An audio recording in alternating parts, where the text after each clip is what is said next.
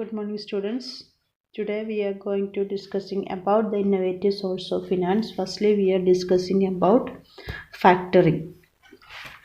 Factoring is one of the important source of finance.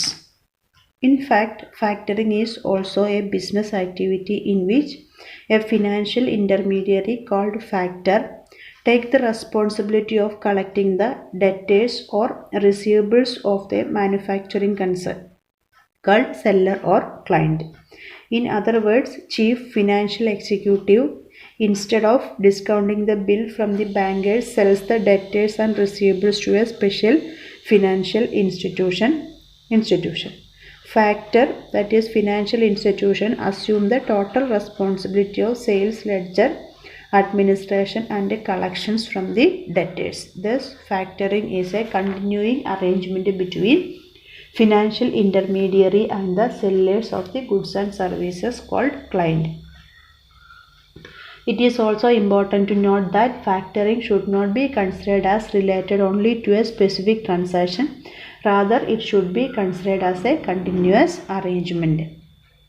അതായത് ബാങ്കിൽ നിന്നും പണ്ട് കാലത്തൊക്കെ ഒരു ഡെറ്റേഴ്സ് ഉണ്ടെങ്കിൽ, അതായത് അക്കൗണ്ട് റിസീവബിൾ ഉണ്ടെങ്കിൽ, ഒരു എന്താണ് അക്കൗണ്ട് റിസീവബിൾ? ഒരു വ്യക്തിക്ക് നമ്മൾ ക്രെഡിറ്റിന് സാധനം വിൽക്കുകയും ഒരു സ്പെസിഫൈഡ് ഡേറ്റിൽ ആ വ്യക്തി അതിൻ്റെ ക്യാഷ് തരാം, ക്രെഡിറ്റ് സെയിൽസ് നടത്തുന്ന അതിൻ്റെ ഒരു രേഖയാണ് അക്കൗണ്ട് റിസീവബിൾ എന്ന് പറയുന്നത്. മുമ്പ് കാലത്ത് ഇങ്ങനെയുള്ള ഈ അക്കൗണ്ട് റിസീവബിൾസ് ബാങ്കിൽ കൊണ്ടുപോവുകയും ഡിസ്കൗണ്ട് ചെയ്യുകയാണ് ചെയ്യുന്നത്.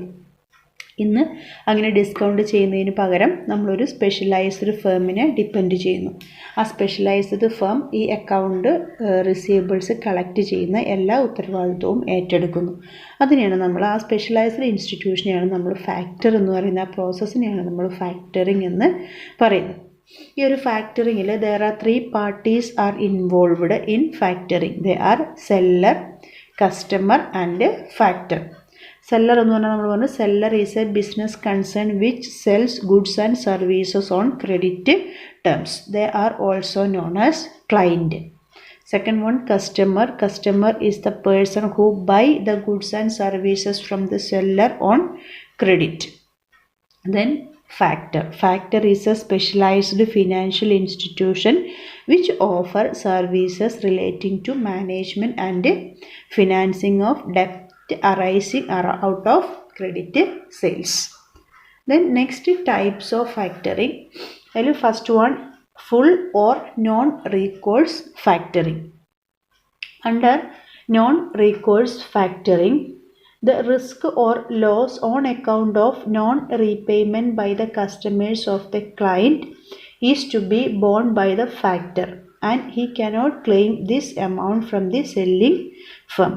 Since the factor bear the risk of non-payment, commission or fees charged for the service in case of non-recourse factoring is higher than recourse factoring.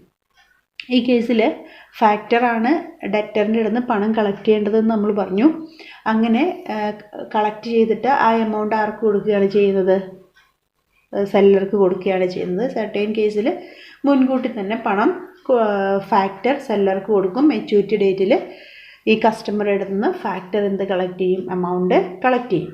ഈ നോൺ റീകോഴ്സ് ഫാക്ടറിൽ ഈ ഫാക്ടർ എഗ്രി ചെയ്ത amount, അതായത് കിട്ടാനുള്ള amount മുഴുവൻ സെല്ലർക്ക് ഒരിക്കലും കൊടുക്കില്ല. ഈ ഫാക്ടറുടെ commission കൊടുത്ത് ബാക്കി എമൗണ്ടാണ് ആർക്ക് കൊടുക്കേണ്ടത്? സെല്ലർക്ക് കൊടുക്കേണ്ടത്. ആ കൊടുക്കാമെന്ന് എഗ്രി ചെയ്ത എമൗണ്ട് മെച്യൂരിറ്റി ഡേറ്റിൽ എന്തായാലും ആര് കൊടുത്തിരിക്കണം? ഫാക്ടർ സെല്ലർക്ക് കൊടുത്തിരിക്കണം. അങ്ങനെ കൊടുക്കുകയും കസ്റ്റമർ ഫാക്ടർക്ക് എമൗണ്ട് കൊടുക്കാതിരിക്കുകയും ചെയ്തു കഴിഞ്ഞാൽ ആ ലോസ് ഒരിക്കലും ആര് ഫാക്ടർക്ക് കൊടുക്കില്ല?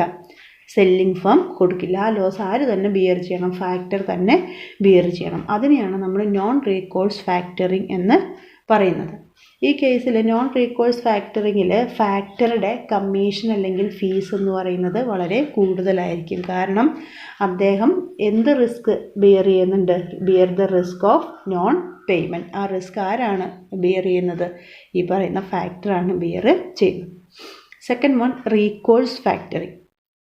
Under this type of factoring, the factor does not make any advance.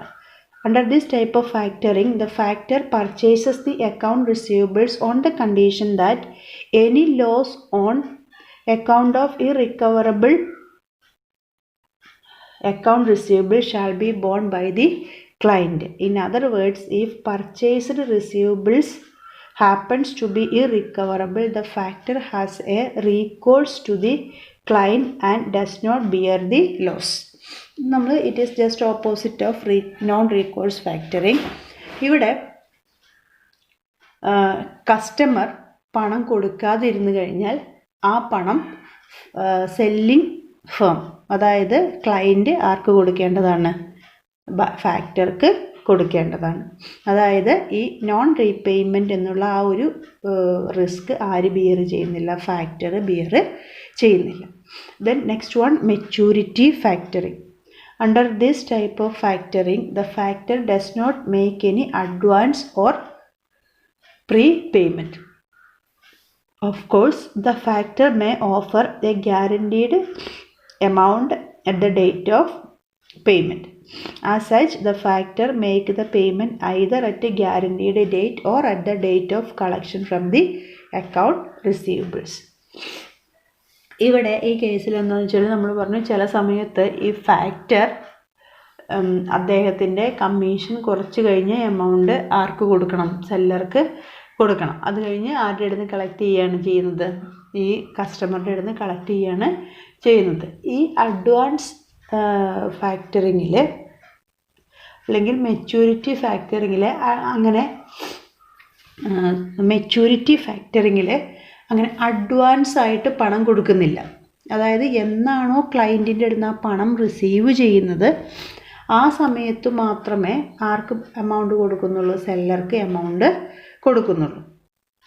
അപ്പോൾ ആ ഒരു മെച്യൂരിറ്റി ഗ്യാരണ്ടീഡ് ഡേറ്റിന് അല്ലെങ്കിൽ ആ എമൗണ്ട് എന്നാണോ കസ്റ്റമറുടെ അടുത്ത് കളക്ട് ചെയ്യുന്നത് ആ ഡേറ്റിലായിരിക്കും ആ പണം ഈ ഫാക്ടർ സെല്ലർക്ക് കൊടുക്കുന്നത്. അതിനാണ് നമ്മൾ മെച്യൂരിറ്റി ഫാക്ടറിങ് എന്ന് പറയുന്നത്. ആ മെച്യൂരിറ്റി ഡേറ്റിൽ മാത്രമേ ആ പണം ആർക്ക് കിട്ടുന്നുള്ളൂ? ഈ പറയുന്ന സെല്ലർക്ക് കിട്ടുന്നുള്ളൂ. Next one, advance factoring. It is just opposite of maturity factoring. Under advance factoring, certain percentage of the account receivables is paid in advance to the client, the balance being paid on the guaranteed payment date. ഈ കേസിൽ കുറച്ച് amount advance ആയിട്ട് factor ആർക്ക് കൊടുക്കുന്നു? ഈ ക്ലയൻറ്റിന് അല്ലെങ്കിൽ സെല്ലർക്ക് കൊടുക്കുന്നു. ബാക്കി amount maturity ഡേറ്റിൽ കൊടുക്കുന്നു. അതിനെയാണ് നമ്മൾ അഡ്വാൻസ് ഫാക്ടറിങ് എന്ന് പറയുന്നത്. Next one, conventional factoring. Under conventional factoring or full factoring, the factor performs almost all service of factoring, including non-recourse and advance factoring. It is also known as old line factoring. അതായത് full factoring അല്ലെങ്കിൽ conventional factoring എന്ന് പറയുന്നതിൽ non recourse ഫാക്ടറിങ്ങിൻ്റെയും advance ഫാക്ടറിങ്ങിൻ്റെയും എല്ലാ സർവീസും factor സെല്ലർക്ക് provide ചെയ്യും. Then fourth one, domestic and export factoring. The basic difference between the domestic and the export factoring on account of the number of parties involved. In domestic factoring there are 3 parties and in export factoring there are 4 parties. The 3 parties in domestic factoring are selling firm, that is client, the factor and the customer of the client. Then the 4 parties of the export factoring are exporter, importer, the export factor and the import factor. These are the different types of factoring. They are non-recourse factoring, recourse factoring, maturity factoring, advance factoring, conventional factoring and domestic and export factoring. Then mechanics of factoring. The factoring arrangement starts from that point when the seller of goods and services enter into an agreement with the factor stating therein the limits charges and mutually agreed other terms and conditions. From then onwards, the seller passes on all credit sales to factor. When the buyer places the order and the goods along with the invoice are delivered by the seller to the buyer, the client sells the customer's account to the factor and also conveys to the customer that payment has to be made to the factor. A copy of the invoice is also sent to the factor. The factor purchases the invoice by making prepayment to the extent of 80% of the invoice amount. Just as in the case of cash credit, in factoring also a margin is fixed for drawing power. Normally it is about 20%. Factor submits a monthly statement to the customer disclosing the outstanding balance against the customer and the copies of which are also sent to the client. If the customer does not pay by due date, a follow-up is carried out by the factor.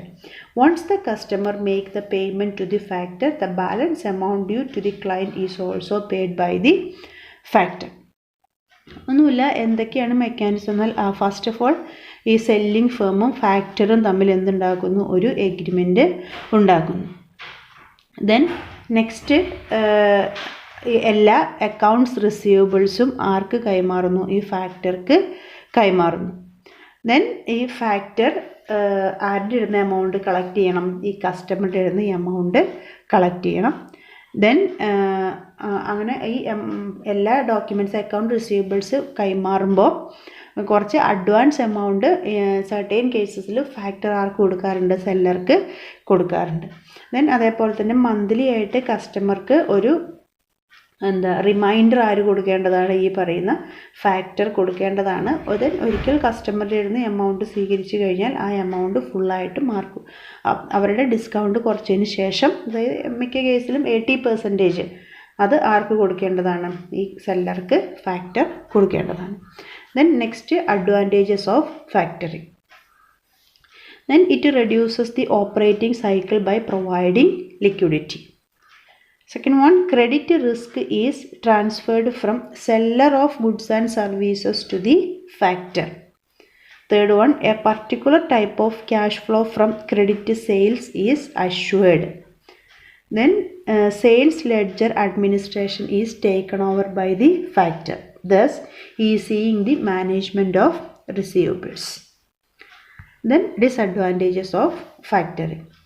A number of large and unbearable documents are to be prepared. It is a very expensive source of finance. Then sometimes it serves as a sign of financial weakness. Then heavy expenses are to be incurred on stamp duty, which adversely affect the growth. Thank you.